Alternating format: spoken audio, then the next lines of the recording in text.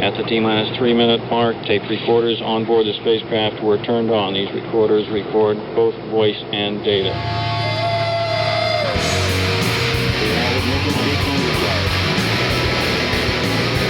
Now building up to 7.7 million pounds of thrust.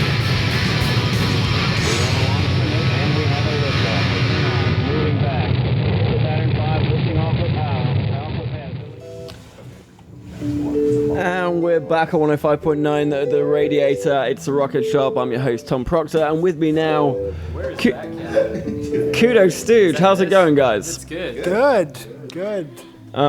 Thanks for coming to the studio tonight. Do you guys want to just quickly go around, introduce yourselves, and then we'll kick it off with the song? Definitely. Should we go left to right? Yeah. You got whatever way you want to do it. Sounds good. Oldest to youngest. I'm Ethan. I play guitar and I sing. I'm Vince. I play saxophone and keyboards. I'm Zach. I play bass and sing sometimes. I'm Andrew. I play guitar and I sing as well. Graham drums. Graham drums to the back there. Unfortunately, you've not got a microphone in front of him, so we acknowledge you at the back there. What are you going to play for us first? So we're going to start out with the new song. This is not recorded. It's completely new. It's the first time we've ever played it, actually. It's called Leaving You, and then we're going to go into a song called Triskaidekaphobia, which is the last song in our newest album. It was just released a few weeks ago. It's called Luminescence. It's available on Spotify, iTunes, basically any streaming service. We worked really hard on it, and we're super happy to put it out, so hopefully you guys check it out. All right, well, take it away. Sounds good.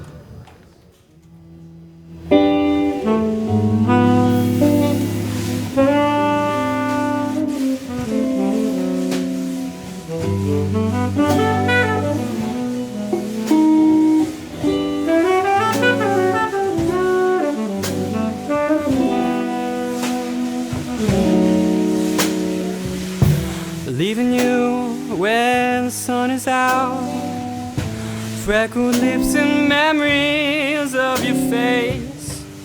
When your home was here in my heart, was I blind or a fool for thinking you would never stray? Now it smells like decay on the Chesapeake, where we used to get so high. I was young when I fell for you, but we built separate lives. There was room for you here to stay. And if I was there with you, well, maybe it wouldn't go this way. Your love was the sweetest thing, your restless heart could never stay. Ooh, is that all you wanted to say?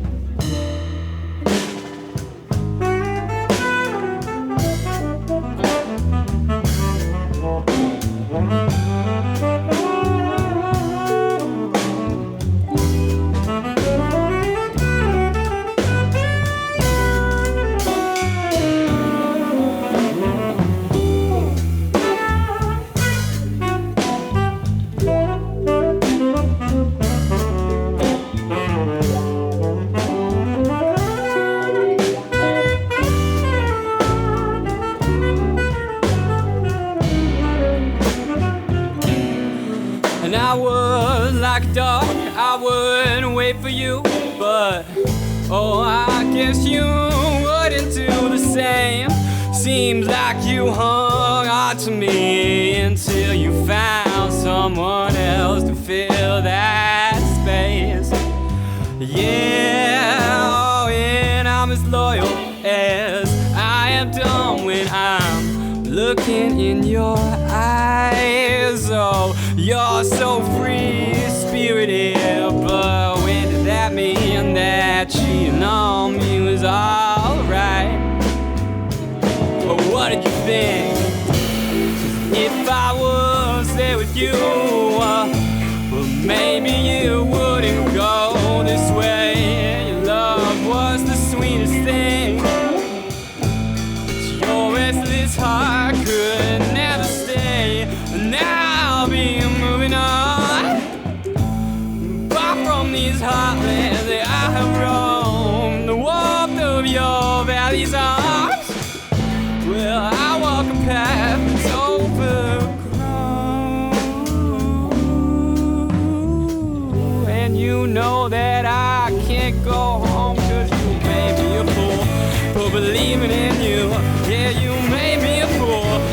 believing in you. Yeah, you made me a fool for believing in you.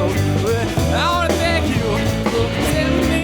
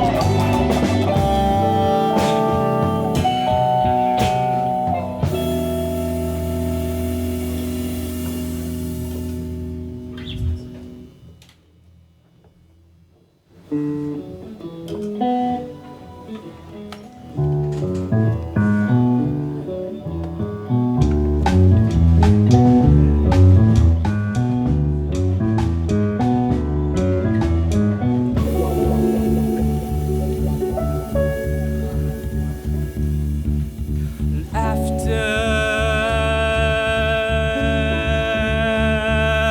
the scene is through. You spend some time just changing hues, and you've never been good at telling me the truth. It's for the best,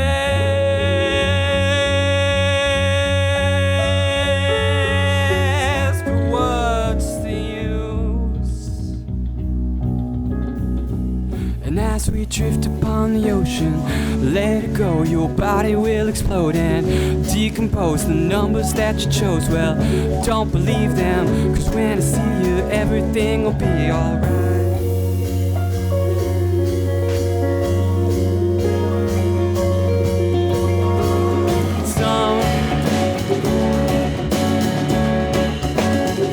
Sometimes it seems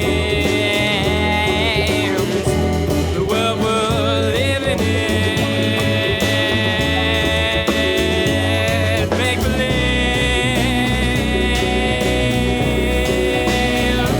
and you've been fabricating faces from the lines you have to read. But there's a page that you've been missing. There's a floor you cannot reach. Right on the edge, genuinely to the unknown. With the number 13,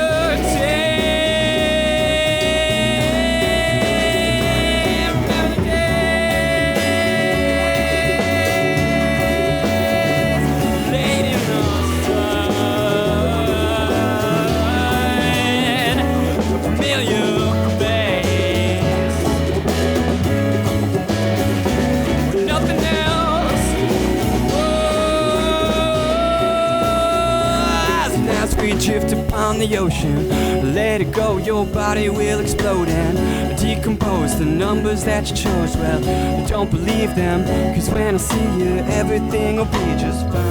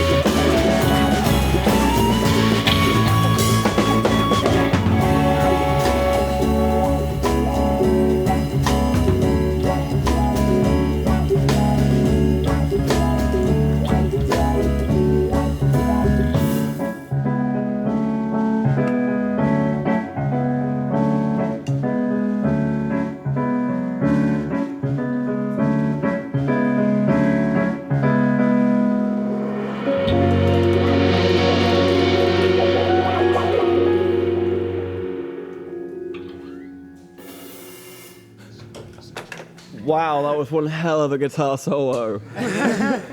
I read face melting on the description of your band so many different times, and I was like, there's face melting is a description word for someone as good at guitar is used abundantly and often not with credit. But in fairness, I think it was probably used pretty well. Hey, thank you. Yeah, that was awesome. So that last song was what was the name of that last song? It's called Triskaidekaphobia. There's no wonder I can remember that name. It means the call fear of the number 13. All right, okay. So We call it Trisket. We call it Trisket, and if you start typing it in, whenever we write it if on you start set typing it in, it'll lists, come up. So okay. just think of Triscuits and Yeah, there's a pretty good story behind that song too. So originally it was composed for a piece that I did while we were all students at UVM. I was part of the music program, and I composed it for an ensemble that included all the members of the band, but it also included 3 extra horns, a grand piano player, and a string quartet, which adds up to 13. Yeah. That's the name of the song. That's where it came from, because the ensemble was 13 people. And I mean, obviously, we've stripped it down and made it into a band format. But originally, it was composed and arranged for a 13-piece ensemble. And there should be a video up on YouTube or somewhere of us playing it there. We only did it. It's on our Facebook. Yeah, it's on our Facebook page. our album has 13 songs, so we tried to kind of we tried to take this symbolism, kind of warp it into the other things that we were doing too. So is that kind of an overarching theme of the album, the number 13, or is it just kind of a happy Not coincidence? exactly. We just ended up being 13 songs and Triskaidekaphobia. Well, not explicitly, but it's I don't know. A lot of the songs on the album are kind of dark, so I feel like if you are one of those superstitious people who are like into like a 13 or It's a theme. whatever. But yeah, we went with it, yeah. Is there any other kind of overarching theme of the new album?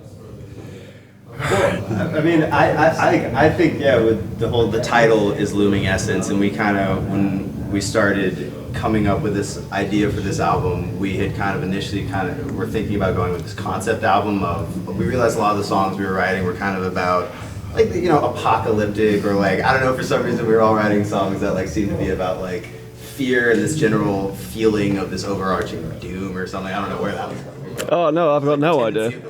No idea. But, Where would that have come from? But so we realized like, all right, this whole idea of looming essence, it captures this kind of weird dark energy, and it played into like even the album cover, which kind of shows this like darker shadow looming behind the main image.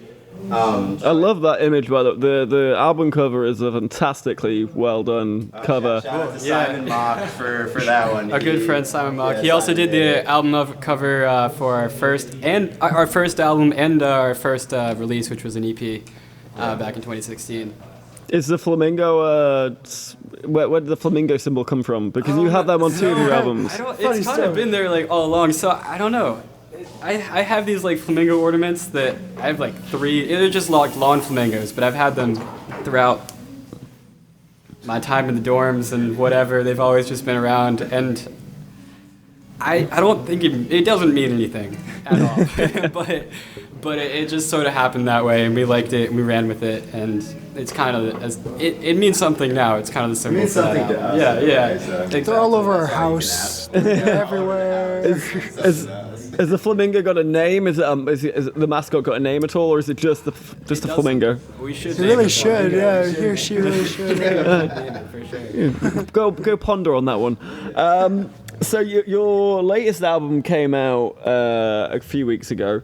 Rave reviews in 7 days, by the way. I think they said that you're the most interesting band to come out of UVM in a long time, and there has been a lot of bands coming out of UVM for a long time. So that's pretty high praise. We were really happy about that. Yeah, I would be. You're also pretty prolific in terms of making music, because you had an album come out in 2017, you had an album came out about a month ago, and you've already mentioned that you're working on your 3rd album now. So, first of all, tell me about how this album was different to the first album, and next tell me what you're working on with your 3rd album, and how come you're just doing it so quickly? Well, here, I'll start with it. I'll start. know. I think this new album, I feel like, feels a lot different because I mean, obviously we're not like masters of the studio, but when we got in the studio for this album, we definitely knew what we were doing more so, and so it was very. And I know we definitely knew what we were doing. We made all the songs that we made were I think this is the first album that every person has their own song on it. Like Pulse is written by Graham, 4-3 is written by Zach, and we also have Trace and Eus, which is written by Vince. So basically, I feel like this is the first album that we really like collaborated entirely on as a band, which I feel like is pretty cool. Someone else want to chime in? Yeah, stylistically, I think we got a little darker, which was nice. I mean, obviously, we've all grown as songwriters. Like, there's definitely more complex music in the next one. And, I mean, I think the most important thing is that we all constantly write. Every single person in the band writes music and, like, participates in the writing process. And that kind of helps for, you know, us being able to put out as much music as we can. And also the fact that we do our own production and mixing. You know, while we were at UVM, we used the UVM studio there, and everything was tracked by us and recorded and mixed by us. We had mastering done by an outside party, but that was the only like non-do-it-yourself thing, and that definitely helps. You know, being able to put out music quickly, and you know. Are you still able to use UVM studios, or do you have like a home setup now? No, we're currently working on finding new studios because we're writing songs way faster than we can find places to record them. But it's looking good. We might start recording at Future Fields, which is the recording studio that Medela uses. It's on Main Street. It's a great place, great people who work there, and we're hoping to get in there as soon as possible. And don't mind me asking, but how are you funding all this? I know studio time costs a fortune. So, I mean, you just guys gigging? Is this coming from album sales? Well, the UVM studio. We were taking a couple of us were taking classes. Me and Ethan. I don't know if anyone else took any. But we were taking classes, which pretty much let us. We had this cool little card, or our ID cards could swipe into the studio. So that was kind of nice. I mean, obviously we couldn't use it whenever because people did stuff there, but. I know it's perseverance. As funding goes, we're relying on winging it and people helping us out a lot. I dig that. It's always important to get that kind of base feeding the coffers in order for you guys to be able to get into the studio. And it would be a damn shame if you guys didn't get in the studio because you are producing some quality music. Thanks. In terms of, I mean, we kind of went over kind of overarching themes, but in terms of like where you're drawing your inspiration from in creating songs, especially on this last album, you all took a song each. Where do you guys draw your collective inspiration from? We don't all have to answer. If anyone's too personal, we're good. We can skip over that. I think a lot of us, I mean, one of the interesting things about the band is the fact that we all have very different kind of influences and backgrounds in music, but we do find some similarities in it. I mean, there is this kind of similarity. I think we all kind of generally have a love for like the classics in rock, you know, like Pink Floyd and bands like that who kind of started rock. But like in terms of, a lot of us are like also into like kind of more jazz fusion. Like I know we're all big fans of like Herbie Hancock and things like that, and more modern bands, like bands like King Gizzard and the Lizard Wizard, you know, bands that kind of put out music a bunch and write this music based on I don't know, just kind of interesting setups. So I you know, it's an interesting base because we do veer off into our own kind of taste in music, but there is this kind of core similarity in just like I would say like jazz and rock and funk, and those are the three main genres we allow ourselves to draw from and root us in our music, I would say. To add on to that, I would say that like we've been inspiring each other a lot, I'd say. So we each have our own inspirations that guides our own writing, but lately it seems like watching everybody else in the band write has inspired all of us as different writers to change our writing and evolve as composers based on how our other bandmates have been writing, which is really interesting. And you guys, were all of you music majors at UVM? No, Andrew, studied biology. So I just feel like they need to identify. The only two music majors Vince are- were the only two music Yeah. majors. Yeah. Okay, so and you two, I'm guessing you've had many years' experience kind of writing your own music. Yeah, definitely. I mean, I started writing music kind of like I started doing like electronic music production was like the first foray into actually writing music. It was kind of just like me in my dorm room with a laptop, and some of the earliest Kudu Stooge songs came out of that. But yeah, my major was music technology, so I focused more on like that side of things, and that helps a lot, like as far as mixing goes. And like Vince has a very different background, but he's still, you know. Yeah, I mean, I think the very first song I wrote was in 3rd grade, and it was called "Fading Away." I think. That's so deep for a third. Yeah, I know, right?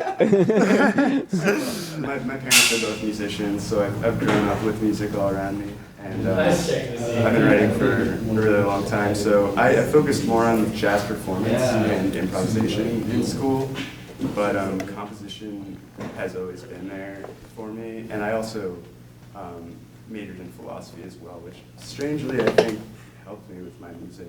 Yeah, I can imagine. So you did a double major of music and philosophy. Yes. Well, I would love to hear like a song on Kant or something at some point. That'd be fantastic. The chorus just Hectic song. Songs at the end of the show, I think.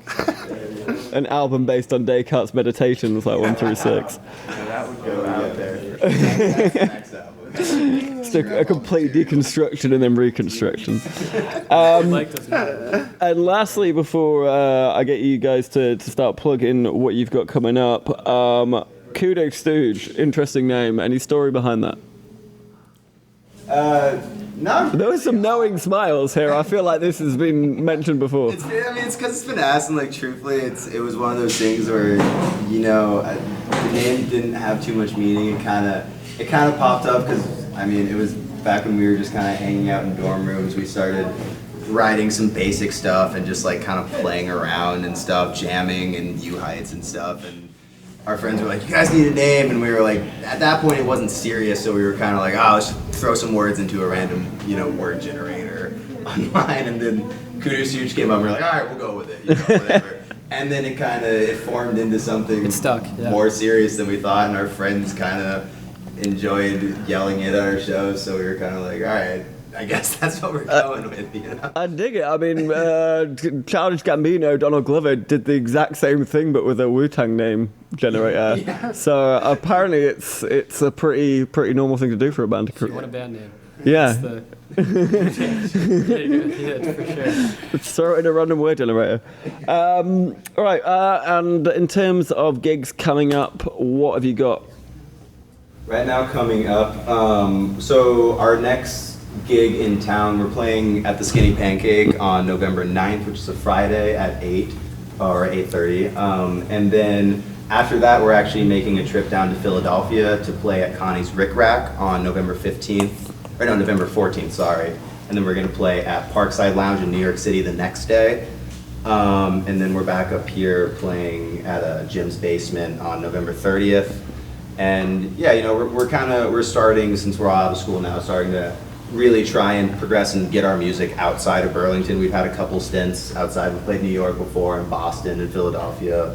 We're traveling to Ithaca hopefully on December 8th. And so, you know, we're really starting to try and push out and hopefully be touring in the spring. Oh, that's awesome news. Well, I'm so glad you're getting outside of Burlington. I mean, Burlington's great and everything, but I really do feel like somewhat of the curse of it is it's a bit isolated when it comes to It is. pushing your sound outwards and kind of building that support outside of the Vermont region. So congrats on doing that, and I really hope that Philadelphia and New York go well.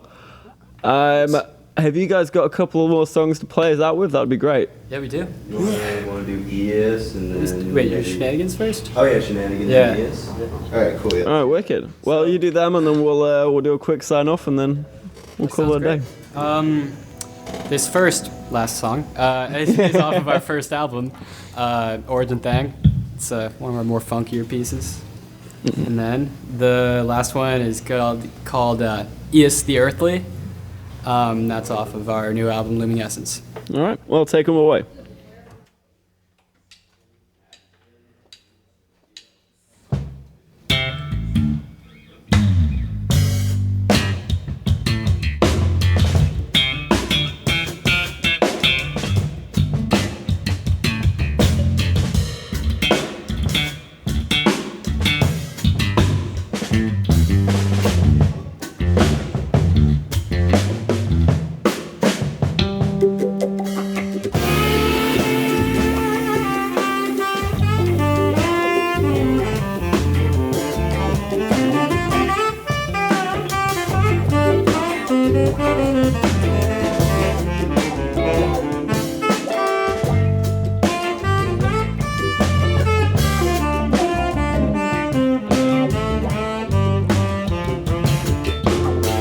Capture the fire, keep it inside. It's what we're gonna see when worlds collide. We are the multiverse, with one in every head. Check the stars in the vistas of the brothers and your sisters before you're dead.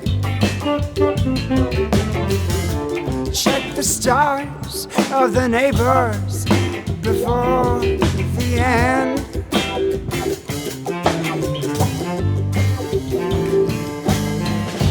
Heavenly bodies overlapping. I know it always feels so real. The vestiges get left within. Yeah, I'm talking shenanigans. I'm talking about me and you,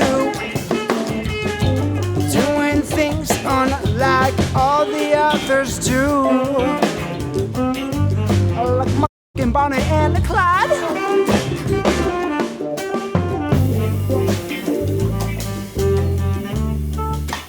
Cosmic invitations,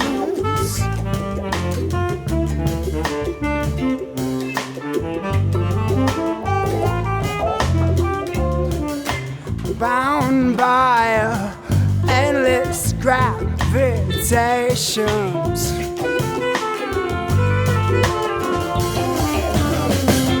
Let's adjourn once again to the land of the rabbit. Civilization,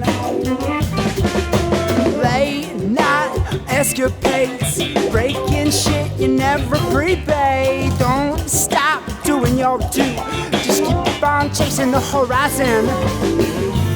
Heavenly bodies overlapping. I know it always feels so real. The vestiges get left within. Yeah, I'm talking shenanigans. I'm talking about me and you, doing things unlike all the others do. Like Bonnie and Clyde.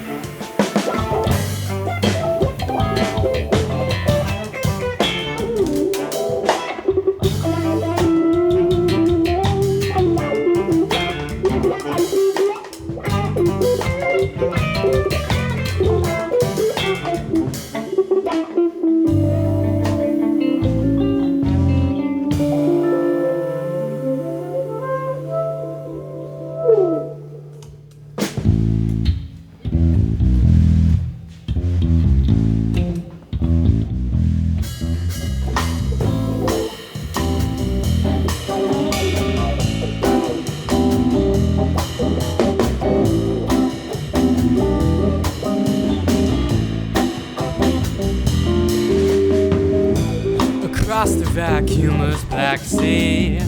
A castle sips on screen. But King Eos, he is safely last. The cry is in his dreams. Oh, Eos, the earthly. Are you even worthy?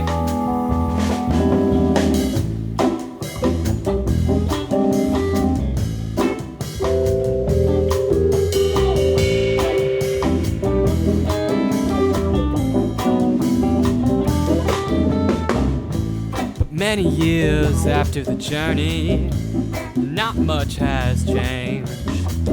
80 trillion miles of time, but still greed remains. Oh, Eos, the earthly. Are you even worthy?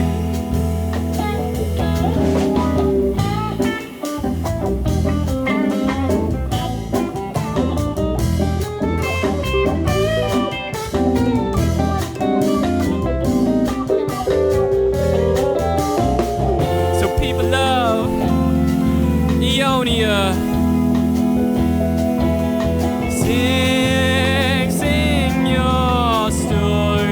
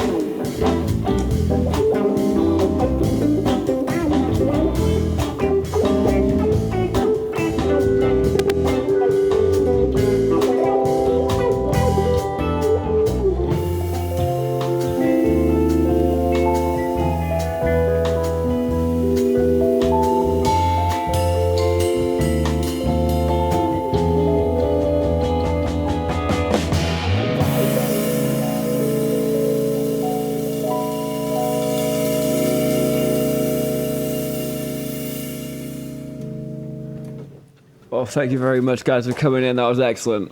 Thanks. All right, thanks for having That was so fun. Anytime, honest to God, anytime. Thank you so much for coming in. Also, big thanks to Robin Reed for coming in as well. She was fantastic. Yeah, thank you. This has been 105.9 at the Rocket Shop on the Radiator. I was going to say Big Heavy World then. 105.9. 105.9. Did you say that?